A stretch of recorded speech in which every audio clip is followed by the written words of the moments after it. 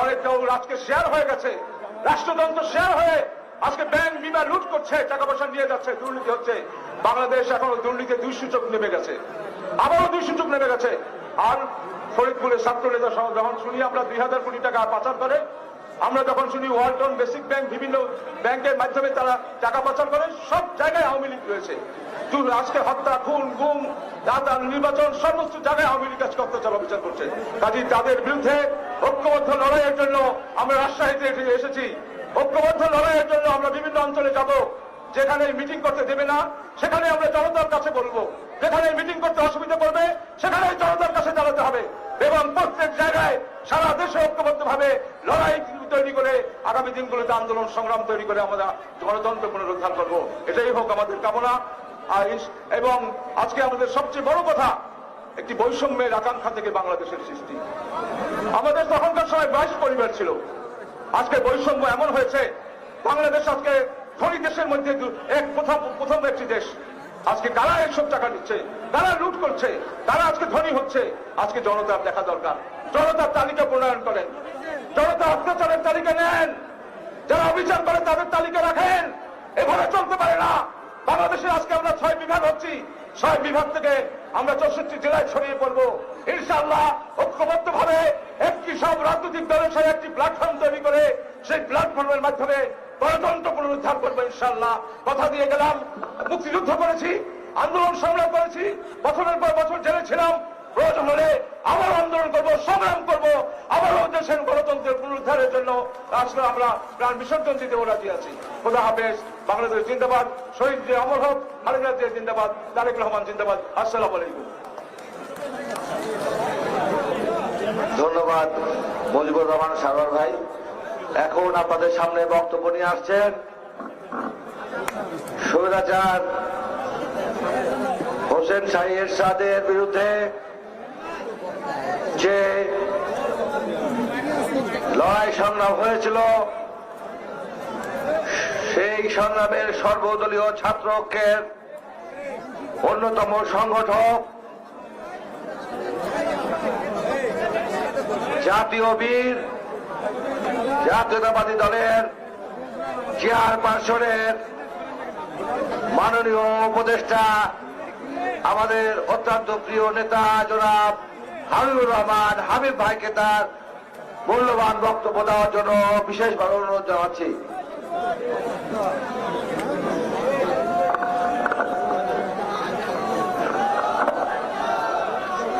বিসমিল্লাহির রহমানির রহিম।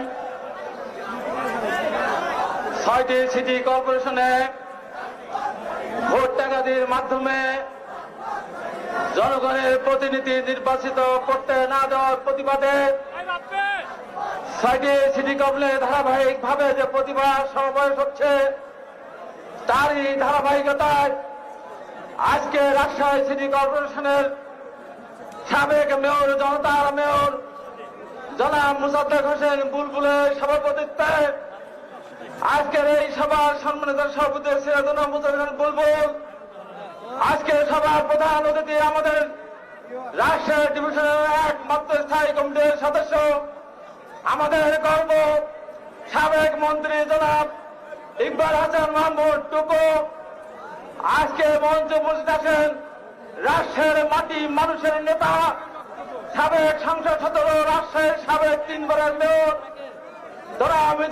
মিনি সহ উপস্থিত 6 শহরের সাবেক মেয়র এবং জনতার মেয়রবৃন্দ, যুগ্ম মহাসচিববৃন্দ, বিএনপির বিভিন্ন পর্যায়ের নেতৃবৃন্দ, রাজশাহী মহানগর সহ বিভিন্ন পর্যায়ের সম্মানিত নেতৃবৃন্দ, প্রিয়রা, আসসালামু আলাইকুম। আমি সর্বপ্রথম প্রতিবাদ করছি, এই সমাবেশের অনুমতি দেওয়া হয়েছে এই একটি ছোট্ট ইন্টারভিউর মধ্যে।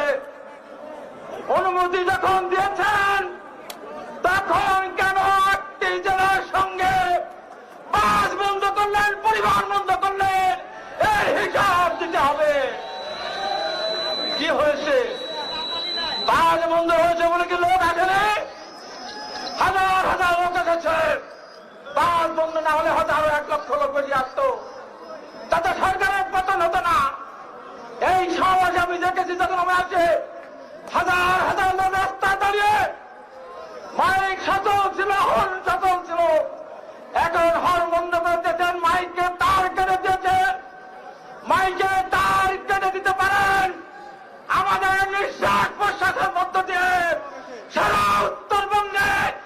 মানুষের কাছে স্লোগান পৌঁছে যাবে, আপনারা ঠেকাতে পারবেন না। প্রশাসনকে বলবো, তাদের পাহারা দিচ্ছেন, তাদের জন্য এত অত্যাচার, ওই চোরদের জন্য, এই ভোট ডাকাতের জন্য। আজকের ওই রাজশাহী সমাবেশ থেকে বলতে চাই, নব্বই ছাত্রদের নেতা হিসাবে ইনশাআল্লাহ 2021 সালের মধ্যে এই ভোট ডাকাত সরকারকে বিদায় করব, নিরপেক্ষ সরকার আমরা প্রতিষ্ঠা করব। সামনে আমি বন্ধুগণ, আমি বক্তব্য বাড়াবো না, আমি পরিষ্কার করে বলতে চাই, দেশনেত্রী বেগম খালেদা জিয়াকে অন্যায়ভাবে 25 মাস সাজা খাটিয়েছেন, জেল খাটিয়েছেন। এই সমাবেশ থেকে আমি দাবি করে বেগম খালেদা জিয়াকে নিঃশর্ত মুক্তি দিতে হবে। আমাদের প্রিয় নেতা জনাব তারেক রহমান আগামী দিনে রাষ্ট্রনায়ক, তার বাবা মহান ছাত্রদের ঘোষণা দিয়ে জীবনের যুদ্ধ করে, সম্মুখ যুদ্ধ করে এই দেশ স্বাধীন করেছেন। তার সন্তান তারেক রহমান দেশে আসতে পারবে না, একটির পর একটি মিথ্যা মামলা দিয়ে তাকে সাজা দেবেন। আজকে এই সমাবেশ থেকে বলতে চাই, পৃথিবীর ইতিহাস পড়েছে, খমিনি যখন আয়তুল্লাহ খমিনি যখন ইরানে গিয়েছিল, লক্ষ লক্ষ মানুষ এয়ারপোর্টে গিয়েছিল, আমাদের প্রিয় নেতা তারেক রহমান যদি ফিরে আসবে, 5,000 লোক যাবে না, 10,000 লোক যাবে না, 1 লাখ লোক যাবে না। সেদিন বাংলাদেশে কোটি কোটি মানুষ তারেক রহমানকে ভোট যাবে। সব শেষে বলতে চাই, আওয়ামী লীগকে বলতে চাই, ভালো হয়ে যান, ভালো হতে টাকা লাগে না, ভালো হয়ে যান। এই যে বিএনপি সিদ্ধান্ত নিয়েছে আর নির্বাচনে যাবে না, মানুষ এমনি ভোট কেন্দ্র যায় না, বিএনপি নির্বাচনে যাবে না, আপনার দেশ চালাবেন, শান্তিতে থাকবেন, এটা হতে পারে না, জনগণ এটা হতে দেবে না। আপনাদের সবাইকে ধন্যবাদ। দেশের নেত্রী বেগম খালেদা জিয়া জিন্দাবাদ, তারেক রহমান জিন্দাবাদ, শহীদ জিয়ারহমান অমর হোক।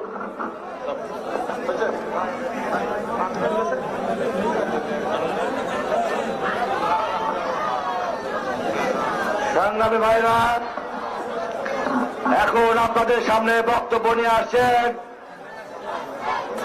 এই উত্তর জনপদ তথা আমাদের এই রাজশাহীর মানুষের আশা আকাঙ্ক্ষার প্রতীক, যিনি এই আধুনিক রাজশাহী মহানগরী গড়ার একমাত্র কারিগর, যিনি ক্রীড়া সংগঠক ছিলেন, জাগো ছাত্র দল করেছেন, ছাত্র দলের নেতা ছিলেন, জাসাস করেছেন, যুবদল করেছেন, জাতীয়তাবাদী দলের বিভিন্ন দায়িত্ব পালন করেছেন। 1994 সালে আপনারা যাকে প্রথম ভোট দিয়ে মেয়র নির্বাচিত করেছিলেন, সেই তারুণ্যের প্রতীক ছিলেন তখন তিনি। বর্তমানে পার্টির চেয়ারপারসনের মাননীয় উপদেষ্টা সাবেক এমপি জননেতা মিজানুর রহমান মিনু, জননেতা মিজানুর রহমান মিনু এখন আপনাদের সামনে বক্তব্য দেন।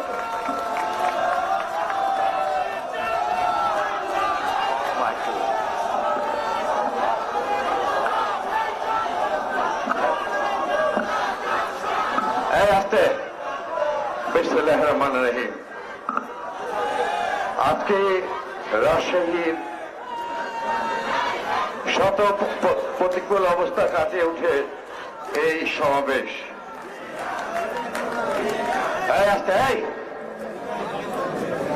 কত হাতে শক্তি আছে, আরে মিটিং তো আমরা সাকসেসফুল করেছি। হাসিনা হুকুম দিচ্ছে মিটিং বন্ধ, হুকুম দিচ্ছে দোকান বন্ধ, রাস্তা বন্ধ, 8 জেলার যোগাযোগ বন্ধ, কেন্দ্র নেতা আসা বন্ধ। হাসিনাকে হুকুম দিচ্ছে আবার দিল্লি, দিল্লিকে হুকুম দিচ্ছে আবার তেল আবিব। আরে কেউ শিখতে পারেনি রাজশাহী মিটিং সাকসেসফুল হয়েছে। জোরে তাই, জোরে।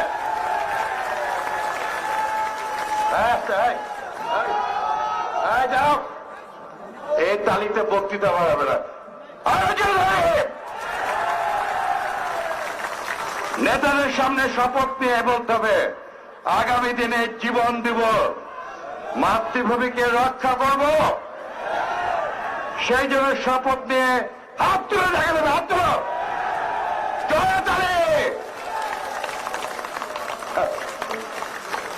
আরে এই মাটি শামুকদম রূপ সমতলার মাটি, যেখানে মিটিং করছি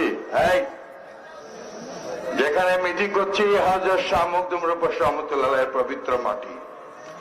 আরে এই মাটি থেকে 52 ভাষা আন্দোলন শুরু হয়েছিল। এই মাটি থেকে 62 আন্দোলন রাজশাহী কলেজ চত্বর থেকে শুরু হয়েছে, ওটাও শামুকদমের স্টেট। এই মাটি থেকে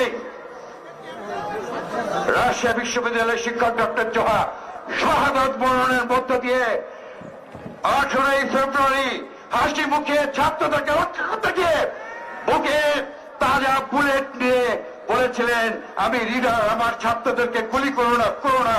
তিনি শহীদ হয়েছেন। এই সেই রাজশাহীর পবিত্র মাটি।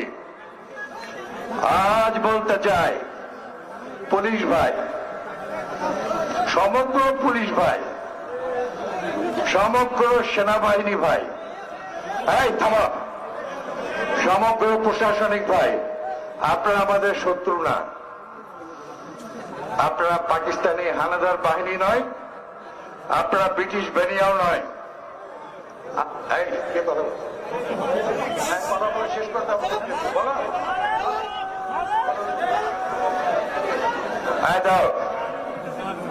আপনারা মোগলের মানসিংহেরও বাহিনী নয়।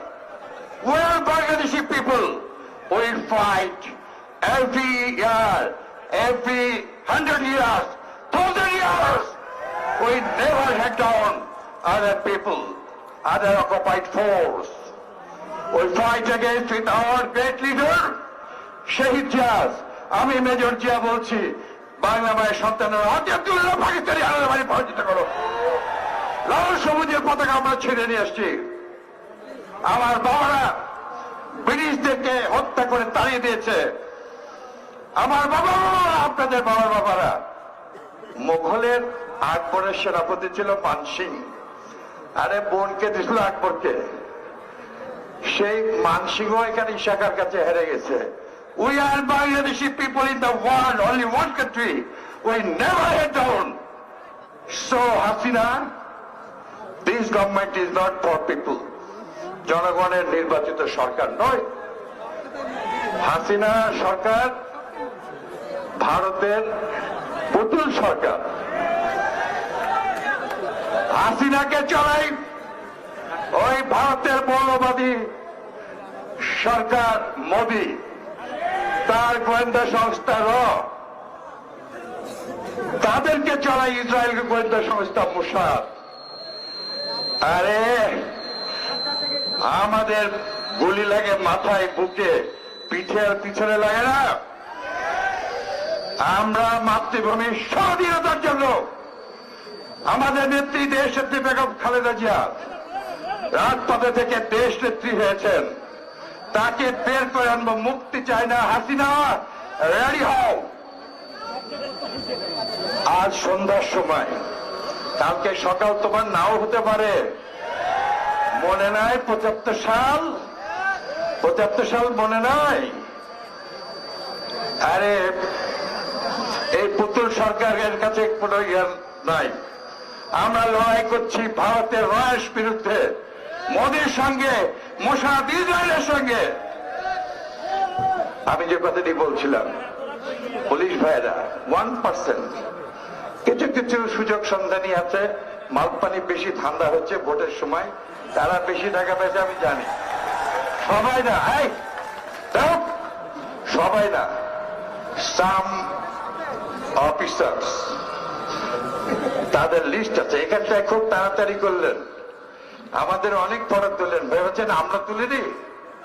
যারা বেশি বাড়াবাড়ি করলেন তাদেরও ফটো তোলা আমাদের কাছে আছে। সবাই হবে।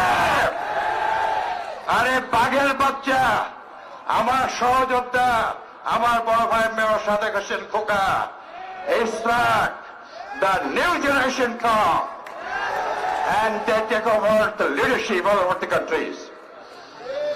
আমরাও যুদ্ধ করেছি, সেই দিন আর বেশি দূর নয়। আমি আবারও বলতে চাই, এই মাটি থেকে দাঁড়িয়ে আজকে আমার জনতার মেয়র আসছে, আমরা কথা দিচ্ছি আমরা আগামী দিনে ইনশাল্লাহ বাংলাদেশের স্বাধীনতা সার্বভৌমত্ব রক্ষায় জীবন উৎসর্গ করবই করব। আমার বড় ভাই আজকের প্রধান অতিথি, আমাদের গর্ব জাতীয় স্থায়ী কমিটির সদস্য যারা সাবেক মন্ত্রী জনাব ইকবাল হাসান টুকু, আজকের সভাপতি রাজশাহীর জনগণের অত্যন্ত জনপ্রিয়, সহজ সরল সাদা নিবেদিত, গরিবের পাশে থাকে, ভোর থেকে গভীর রাত্রি পর্যন্ত যিনি জনগণের পাশে থাকেন, তাকে জোর করে হারিয়েছে। তাকে হারিয়ে আমাদের কোনো লস হয়নি। গতবারে যে পার্লামেন্ট ইলেকশনে আরে যে ক্যান্ডিডেট এমপি হয়েছিল তো আমার সঙ্গে 2001-এ 5,000 ভোট পেয়েছিল, I got 1,97,000 this constituency, ও তো 5,000 পাইছিল। আমি হাসি, কিন্তু আমি দেখছি যে ভালোই হয়েছে। আমার ছোট ভাই আরুন এমপি, আমি দেখছি ভালোই হয়েছে। এখন তো আমি মনে করি যে আমার খুব শর্টলি আন্ডারগ্রাউন্ড মাটিতে চলে যায়। আমি আমার ভাইদেরকে মাদেরকে বলেছি, আমার ভাইদের বোনদেরকে বলেছি, দেখ আমি বাড়ির ছোট ছেলে, আমি খরচা হয়ে গেলে কারণ যে কোনো সময় হয়ে যেতে পারি, তো মায়ের উপরটা আমাকে দিস বাবা, সব আমাকে দিয়ে দিয়েছে। তো আমি রেডি ওখানে যাওয়ার জন্য, আমি রেডি। কোনো ভয় নাই, শহীদ জিয়া সৈনিকদের, Shaheed Zia part the hero, the hero never died. He is everywhere, every side in the earth. He is in the mind, he is the heart, and also the eye. আমরা তার সৈনিক, আমরা তার সৈনিক। তিনি লাল সবুজের পতাকা দিয়েছেন, আমরা জীবন দিয়ে এই পতাকা রক্ষা করব, আমরা বাংলাদেশের স্বাধীনতা রাখবো। সবাইকে ধন্যবাদ। খোদা হাফেজ। বাংলাদেশ জিন্দাবাদ। শহীদ আমার খালেদা জিয়া জিন্দাবাদ। তারেক রহমান জিন্দাবাদ।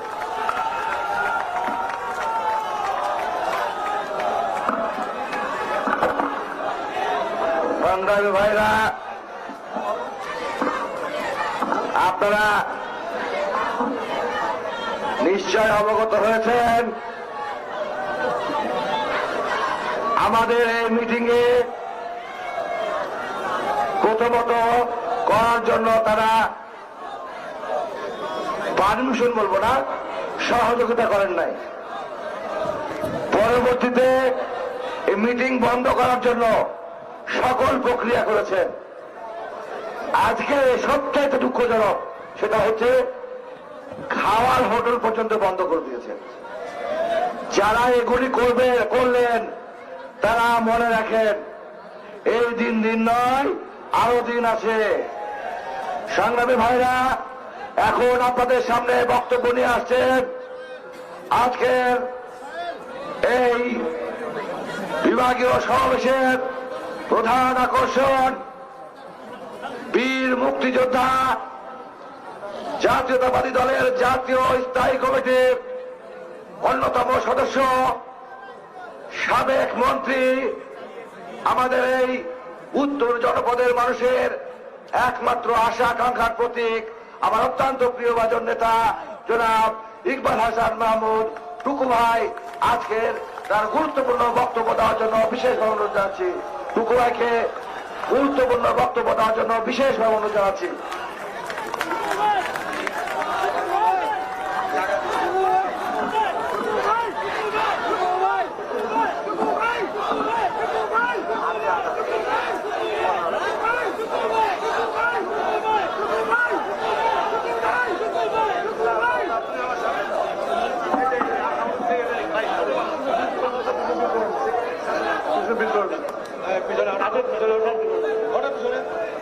বিসমিল্লাহির রহমানির রহিম।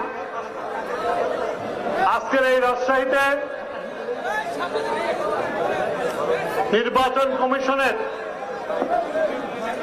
বাংলাদেশের মানুষের ভোটের অধিকার নিয়ে ছিনিমিনি খেলা এবং সিটি কর্পোরেশনের মেয়র নির্বাচনের আমাদের জনতার প্রার্থীদেরকে সুপরিকল্পিতভাবে পরাজিত করার প্রতিবাদে আমরা বিভিন্ন সিটি কর্পোরেশনের এই প্রতিবাদ সভা করছি। অনেকগুলি সভা হয়ে গেছে, আজকে রাজশাহীতে হচ্ছে, এরপর আরো 2টা সভা আছে। আবার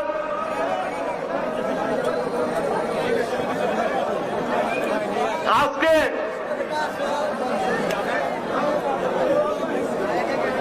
পয়লা মার্চ পার করে আজকে 2রা মার্চে আমরা এসেছি। আমরা গতকাল বাংলাদেশের স্বাধীনতার 50 বছর পূর্তি উদ্বোধনী অনুষ্ঠান করেছি। এই পয়লা মার্চে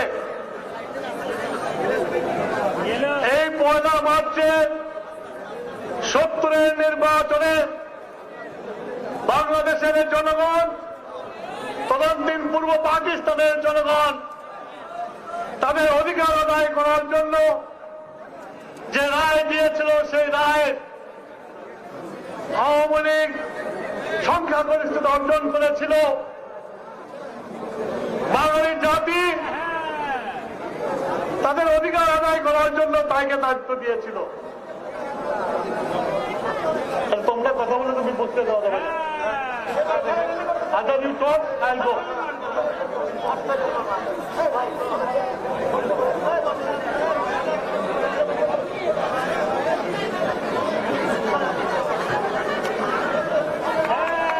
সেদিন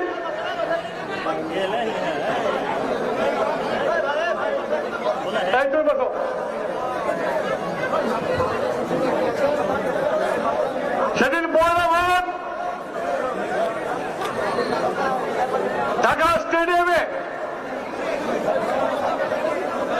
পাকিস্তানের সাথে কমনওয়েলথ 11-এর ক্রিকেট খেলা হচ্ছিল। আমরা তখন বিশ্ববিদ্যালয়ের ছাত্র, আমাদের তারুণ্য, আমাদের যুদ্ধে যাওয়ার সময় যখন ঢাকা স্টেডিয়ামে খবর আসলো এহিয়া খান সংসদ অধিবেশন স্থগিত করেছে, সেদিন কাউকে ডাকতে হয় নাই। আমরা যারা স্টেডিয়ামে ছিলাম, আমরা মিছিল করে বেরিয়ে দেখলাম সারা ঢাকা শহর প্রতিবাদে রাস্তায় নেমে চলে এসেছে। সেদিন ঢাকার রাস্তায় জনতার স্রোত শুরু হয়ে গিয়েছিল প্রতিবাদ করার জন্য। কিসের প্রতিবাদ? সেই প্রতিবাদটা ছিল জনগণের অধিকার, ভোট অধিকার। সেই ভোট অধিকারকে অবমাননা করেছিল এহিয়া খান।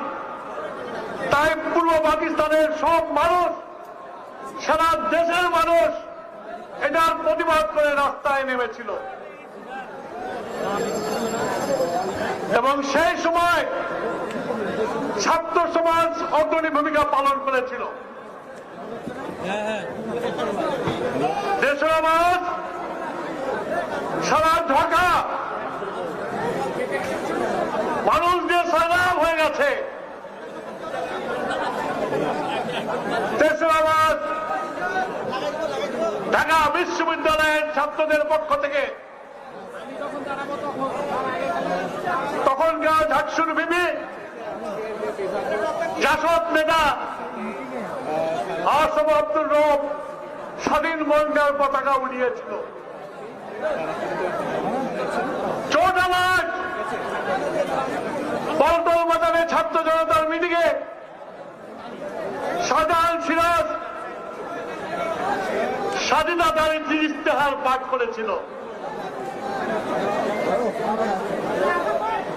ছাত্র জনতার মুখে দুটা স্লোগান ছিল, যারা বামপন্থী দল করত তারা বলতো কৃষক শ্রমিক অস্ত্র ধরো, পুরো বাংলা স্বাধীন করো। আর যারা আওয়ামী লীগ করত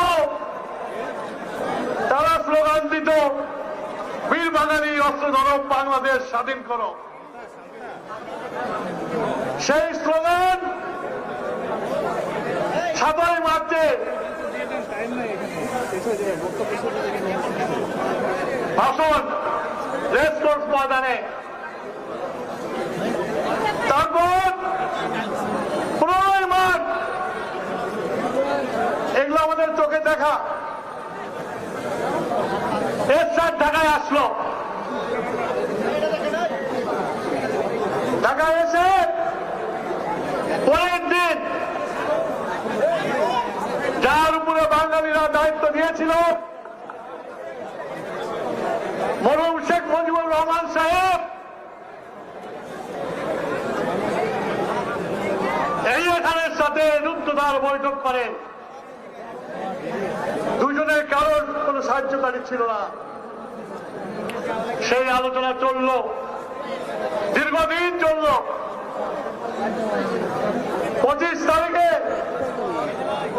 পর্যন্ত আলোচনা চলল। আলোচনা আরো চলবে এই কথা বলা হলো, কিন্তু 25 মার্চ রাত্রে কথা বলে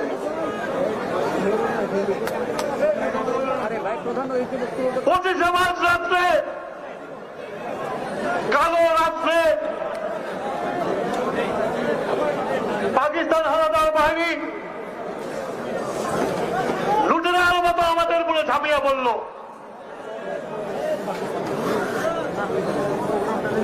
আমি রাজারবাগের গেটের সামনে থাকতাম, শান্তিনগর গেটে থাকতাম।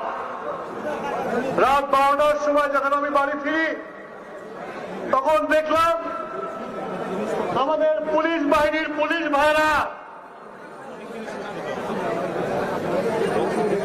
শান্তিনগরের মোড় থেকে রাজারবাগ পুলিশ গেট পর্যন্ত প্রত্যেকটা বাড়ির ছাদে তাদের কাছে যে অস্ত্র আছে সেই অস্ত্র নিয়ে যুদ্ধের জন্য প্রস্তুতি নিয়েছে।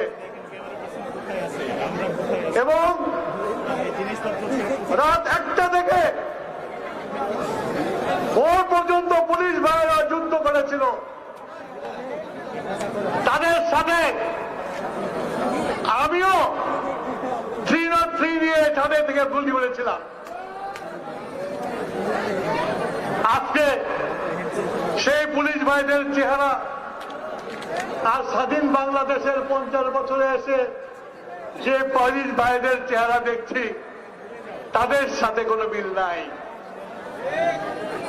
তারা ছিল বাঙালি জাতির অধিকার আদায়ের অগ্রণী সৈনিক, তারা ছিল বাঙালি মানুষের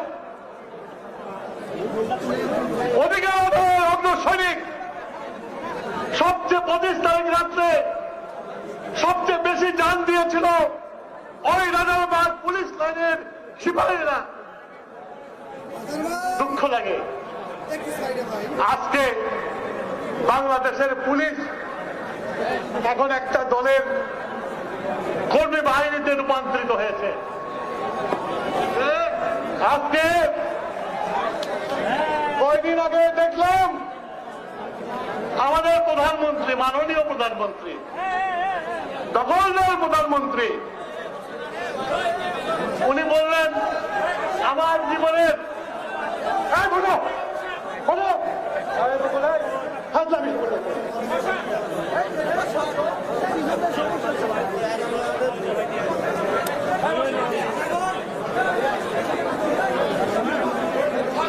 প্রধানমন্ত্রী